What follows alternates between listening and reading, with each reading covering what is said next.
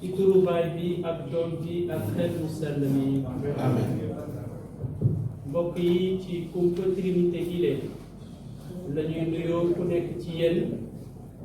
taskatu xibaar yi di leen jox seen wàccuwaay di rafetlu seen teewaay file ak seen taxawaay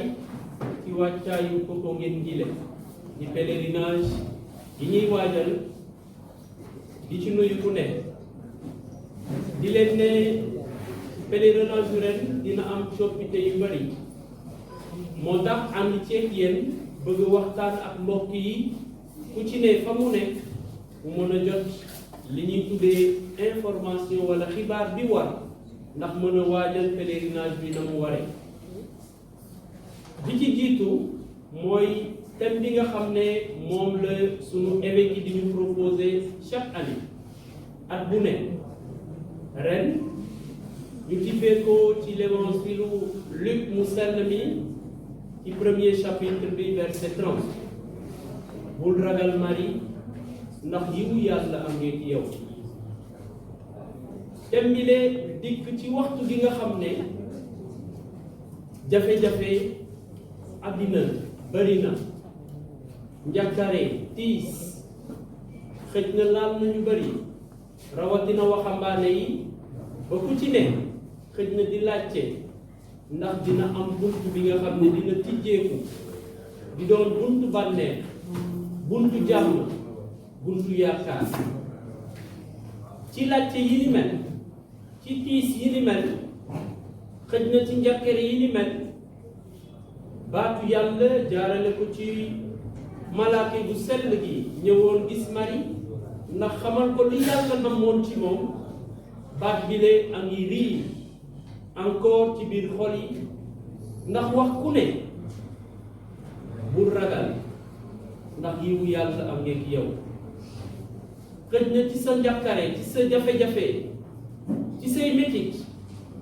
mën nga ne ndax yàlla am ngeeg man est-ce que yàlla wàccu ma waaye ci lii leen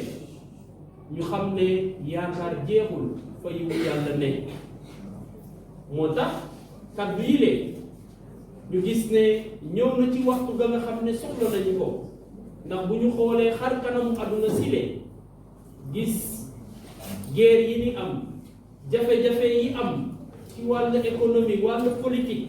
fépp ci àdduna sile mën nañu ne kàddu yi ne soxla nañu ko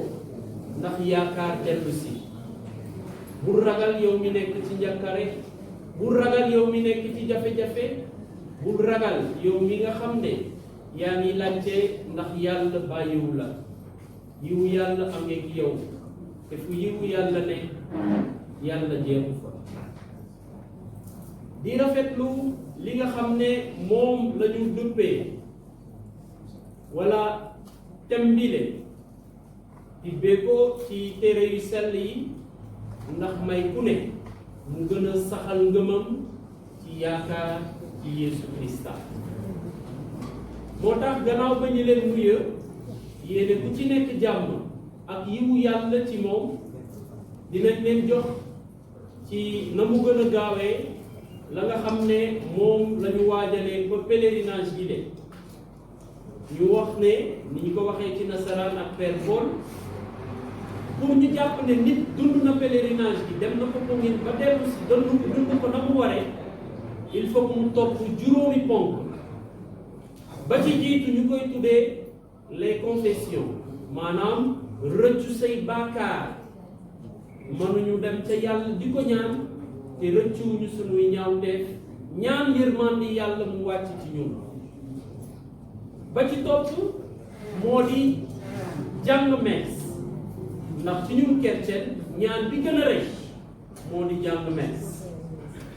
te ci waajtaayu Popenguine commission de liturgie am na programme spirituel bu mu proposé maanaam may ku ne mu am occasion opportunité jàng pèlerinage bi na mu waree te du am jafe-jafe. moo tax dalee ko samedi ba mardi juróom-ñetti messe lañ leen di proposé ndax may ku nekk occasion mu mën a jàng messe. moo tax kenn du am excuse dem Popenguine ne aw ma woon occasion jàng messe ndax messe yu bëri la ñuy proposé donc ku nekk mën nga tànn messe bi nga xam ne moo la gënal nga jàng ci messe ndax mën a diisoo ak sa yàlla am yaakaar jot grâce yàlla ba ci topp moo di diisoo ak yàlla ci jaamu ko ci sacrement bu sell gi lu ñuy tuddee adoration du Saint Sacrement te ci loolu am na bërëb bi ñuy tuddee temple de la rencontre maanaam bërëb bi ñu mën a bërëbu ndaje ndax fa la ñuy dajeek yàlla diisoo ak moom ci sunu biir xol te lu ko dalee samedi gannaaw bu ñu jàngee messe d'ouverture pèlerinage bi ca waxtu 18 heures maanaam juróom-benn waxtu ca ngoon ba lundi ci guddi Saint Sacrement dinañ ko exposé foofu ku nekk dina mën a jaar ndax diisoo ak yàlla adoration Saint Sacrement gi léegi bu weesoo nee nañ beneen étape bi ñeenteel bi moo di dem ca grotu Mariama di sunu ndey di kii ñuy won yoon gi di jublu ca doomam ñu mën a diisoo ak moom it di mën a diisoo ak yàlla jaare ko ca moom ca li ñuy tuddee chapelet juróomeel bi mooy gi nga xam ne lépp li ñu ñaan naka lañu koy mën a dundee ci jëf maanaam jëfu coofel gisee ak ña nga xam ne sunuy mbokk lañu gëjoon nañu gisee pèlerinage gi maye ñu daje ñu mën a dund coofel gi lee ak séddoo ndax loolu la ñuy tuddee communion fraternelle juróomi ponk yi le ñooy tënk wala li nga xam ne moo ñuy yóbbu Popenguine baalu sunuy bàkkaar ci sacrement bu confession dund messe l'eucharistie bu sell gi jaam sunu boroom ci Saint Sacrement adoration du Saint Sacrement ñaan yàlla jaarale ko ci Mariama chapelet dund coofeel ak sunuy mbokk ya nga xam ne ñoom la ñuy dajeel Popenguine li lee moo di li ñuy tuddee le parcours du pèlerin ñaax pèlerin yépp yi nga xam ne dinañu ñëw Popenguine ñu mën a dund yi la étape gën a ñaax it pèlerin yi buñ ko mënee ñu confessé sax balaa ñuy ñëw parce que Popenguine day bëri nit day xat te l'abbé yi duñu doy pour mën a confessé ñëpp beneen woote gi moom la ñu jublu ci li ñuy tuddee macaron ndax ñu bëri dañ koy laaj ñi ñuy taf ci oto yi xëj na ngir mën a dugg biir Popenguine waaye ren dañu ne Popenguine la muy xate ngir may ku nekk mu mën a dem dikk ci kaaraange na mu ko soxlayee ñu wàññi oto yi ca biir Popenguine ndax ku nekk mën a dox jublu ca xolu sunu boroom jaarale ko ci tànku Mariama ndax ànd ak moom di suñu ndey bi ñuy yóbbu ca Yeesu Krista di ñaax nit ñi ñu mën a comprendre ndaxte organisation na muy gën a avancé day am ay coppite yu bees ndax nit ñi gën a mën a dund li ñuy tuddee le volet spirituel xëj na am na benn étape aussi gi nga xam ne mën nañ koo wax coppite yi ci la gën a bokk ndax amoon na daan nañ ko dund mais dañ ciy gën a ñaax nit ñi mu di wax wàllu badge yi nga xam ne mooy xàmmeekaay yi ñuy ñaax nit ñi ñu mën koo jënd ci paroisse yi daf ñuy may ñu mën a xàmmee pèlerin yi nga xam ne ñoom ñoo ñëw xam kan moo bokk kan moo ñëw pèlerinage ak kan moo ñëwul ndax dina am ñi nga xam ne xëj na geneen yi xel la ñuy am wala leneen moo leen indi Popenguine waaye nekkul xëj na jaamu seen borom badge boobu leen di xàmmeekaay dina may ñu mën a xàmmee pèlerin bu ne fa mu jógee ban diocèse la bokk ban doyen la bokk ban paroisse la bokk ñaareel bi mooy après chaque édition daf ñuy permettre ñu mën a xam ñaata pèlerin la ñu amoon maanaam lim gi na mu toll ñetteel gi mooy jënd badge googu dalay may nga participer maanaam ne man jàpp naa ci organisation pèlerinage bi yile doon na vraiment woote yi nga xam ne bëggoon nañ ko def ñaan taskatu xibaar yi xëj nañu tasaare ko ndax waajtaayu Popenguine jile ku nekk mën a am information yi war maanaam xibaar yi war ndax doon koo waajal ci biir xolam waaye li may wax ci volet liturgie wax naa ko vraiment am nañu célébration yu bëri di messe wax naa ne juróom-ñetti messe la ñu am dalee ko samedi ba mardi bi nga xam ne dernière délégation yi moo di délégation gambienne ak Ziguinchor ñi nga xam ne ñoo gën a sori mënuñu ñibbi lundi waaye mardi la ñuy ñibbi te balaa ñuy ñibbi dañ leen di jàngal messe ba pare ñu door a tàggatoo ak ñoom. am na yeneen ñaan ay liturgie des heures parce que avant chaque messe surtout messe yi mag yi 22h 10h bi déjà le dimanche day am chapelet ak benn congrégation religieuse bi nga xam ne xëj na dafa nekk ci jubilé ñu ñaax leen ñu mën ñoo gunge ci ñaanu chapelet wala ñaanu liturgie des heures. am na it la nga xam ne xëj na moom la ñuy dundee ak ñoom mu di wala ñaanu chapelet ci langue dañ koy def ci grotte. am na yeneen activité yu bari ci liturgie ya nga xam ne proposé nañ ko nit ñi ngir rek ñu mën a tënk ne pèlerinage bu ñu demee ba Popenguine nekkul foo moo ñu fay yóbbu nekkul leneen moo ñu fay yóbbu lu dul jaamu sunu borom jaarale ko ci sunu ndey Mariama mi nga xam ne mooy ndey gi ñuy gunge yóbbu ñu ba ci xolu doomam di ñaanal ku nekk jàmm bi bawee ko ca yàlla ak yiw yadul jeex ndax sunu dund mën a méngoo ak leeru sunu borom mi dekkaliku na mu ko bëggee na mu ko yéenee aduna si tey ba ca abada amin. Vous êtes des partenaires du CNPP. Qui dit partenaire dit collaboration, discussion continue, échange continu pour qu'ensemble nous puissions nous aider. N'hésitez pas à nous remontrer les difficultés qui pourraient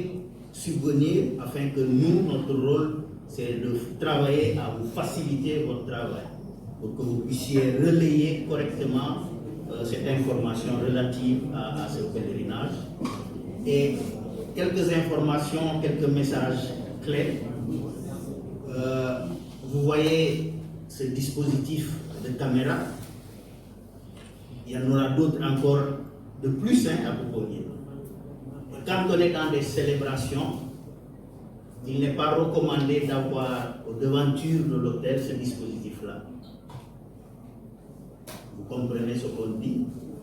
C'est sacré, c'est la sacralité. Il faut laisser vraiment. C'est pourquoi très tôt, on travaille à ce qu'il y ait un dispositif assez léger et on invite souvent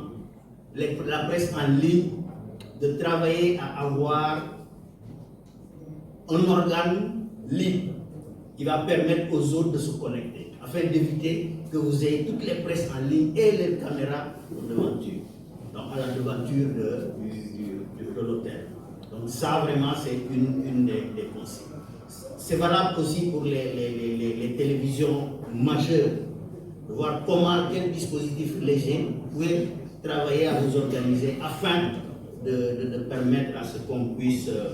éviter d'avoir cet embouteillage à la devanture de l'hôtel. Nous avons parmi vous des relais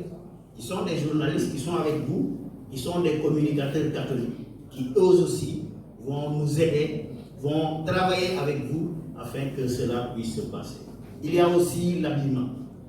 On insiste tout le temps sur ça. C'est un événement religieux qui exige un minimum de posture à avoir en termes d'habillement. Il a parlé tout à l'heure du port vestimentaire. C'est valable pour les pèlerins. Vous êtes aussi des pèlerins, même si vous faites le travail de journaliste. Vous êtes des pèlerins, donc l'habillement adéquat pour respecter un peu la sacralité de l'événement. Une troisième information, un message important. Nous avons commencé à distribuer les badges, à vous remettre les badges. on ne l'a pas dit, mais la sécurité aurait dû le dire, le contrôle de l'entrée à Popenguine des badges se fait dès vendredi à minuit. Donc si vous n'avez pas de badge et que vous voulez entrer à Popenguine à 8 heures, il faudra pour la presse avoir, par devers vous les badges, avoir le macoran pour les véhicules de la presse qui transportent le matériel. Donc on a une collègue qui est sur place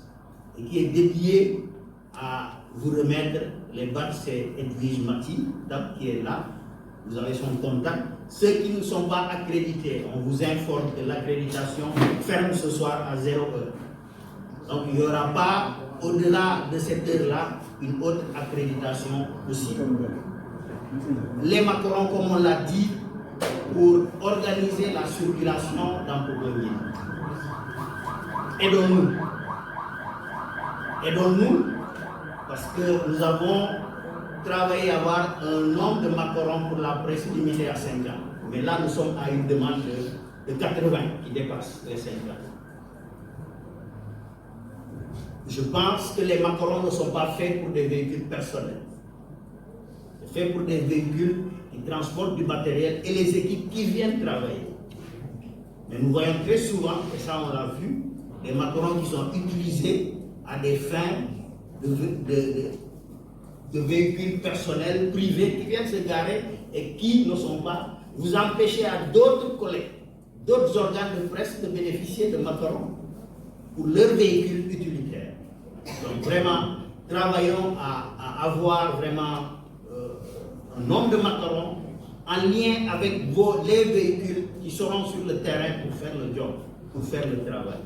Donc ça aussi, c'est une information que nous voulons partager avec vous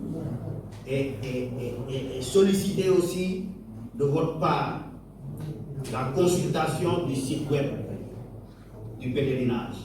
Toutes les informations sont à ce niveau. Il y a un dossier de presse. Ceux qui voudraient avoir l'homélie, les différentes homélies, on les poste là. Donc toutes les informations utiles, le programme sont à ce niveau-là. Consultez le dossier de presse. Vous avez un espace presse où la connexion tourne à 24 heures sur 24. Donc vraiment, vous pouvez travailler dans la quiétude si nous acceptons de nous organiser, de nous parler et de nous soutenir. Donc voici un peu quelques messages que je voulais partager. Ci wolof maa ngi leen di sant di leen gërëm parce que bi ñu dooree balaa ñu doon door sa préparation bi dañuy yàgg di wax presse yéen ay partenaires da ngeen bokk ci organisation bu pèlerinage bi loolu lu muy wund mooy dañu war a continuer di weccoo xalaat di waxtaan di seet lii gën sànq Père Paul wax na ko yëfu nit du mot day desandi bu dee am na ay rëkk-rëkk ay jafe-jafe woote leen signaler leen comme ñu seet nan lañ ciy taxawee te seen biir am na ay communicateurs catholiques yi nga xam ne ñoom it aussi ñu ngi liggéey ak ñoom am nañu ay réunion ak ñoom ba xam ne lan mooy jafe-jafe yi te fan lañu war a jaar ba saafara yooyu jafe-jafe donc ñoom it aussi daañu dimbali ci saafara yooyu jafe-jafe maa ngi koy wax sànq ci nasaraan gis ngeen caméra yi nu mu ni ngeen ko taxawal lii bu amee ci kanamu l'hôtel bi rek day daal di ñaaw donc fexe leen ba organes yi nekk organe en ligne ñi nga xam ne internet la ñuy liggéeyee ñoom li ñuy souvent dañuy wax waa La Cloche waa Miséricordia dañuy waxtaan seet ñeneen ñi organes yi fan la ñuy jëlee ci kan la ñuy jëlee signal ba fekk ba tax nag yeneen yi du ñu soxla ñëw teg seen caméra parce que dañuy jël signal bi rek toog fi ñuy toog di def seen liggéey ni mu war donc loolu suñu ko amee rek day daal di yombalal liggéeyu ñëpp ngeen seetaat aussi seen colin bi loolu am na solo trop vraiment ñu ngi ci sellaay ci bërëb boo xam ne dafa ñaan loolu wax nañ ko sànq ci pèlerin yi ñii ñëw ñu seet seen colin mais aussi yéen it ay pèlerin ngeen c'est vrai que da ngeen di liggéey mais ñëpp ay ànd dox def pèlerinage boobu dugg Popenguine bi pour ngeen mu yomb ci yéen il faut ngeen gànnaayu seen badge presse am na mais aussi ñi nga xam ne laaj nañu macaron pour seen auto yi mën na aussi jaar parce que mu yor matériel fexe leen ba fii ba suba ngeen jot ci seen badge yi ak seen macaron yi parce que contrôle wu circulation bi day tàmbali ci ajjuma ci 0 heure mooy minuit samedi fajar day continuer donc ngeen bañ a nekk ci ay jafe-jafe ngeen fexe ba lëkkaloo ak Edwige Martin tam mooy gérer mbirum macaron yi mbirum badge yi te ci macaron yi aussi ñu ngi koy wax sànq dañ ko wàññi lu tax ñu wàññi ko pour bañ rek ko ñi nu mu bindoo oto yi bu ñu bëree rek pèlerinage bay daal bi metti day xam dem ak dikk bi day xam donc gis nañu ay organe de presse yi nga xam ne ci lu ñu toll ñuy laaj ay macaron yu ëpp juróomi fukki macaron rek la ñu jagleel presse te li ñu jot ci ñii bëgg soxla macaron ëpp na lim boobu ëpp na donc ñu ngi dinañu def arbitrage dinañu woo responsable organe de presse yi ba ñoom it aussi ku ne wàññi pour kenn bañ a lor naataangoon parce que liggéey bi yéen a ko bokk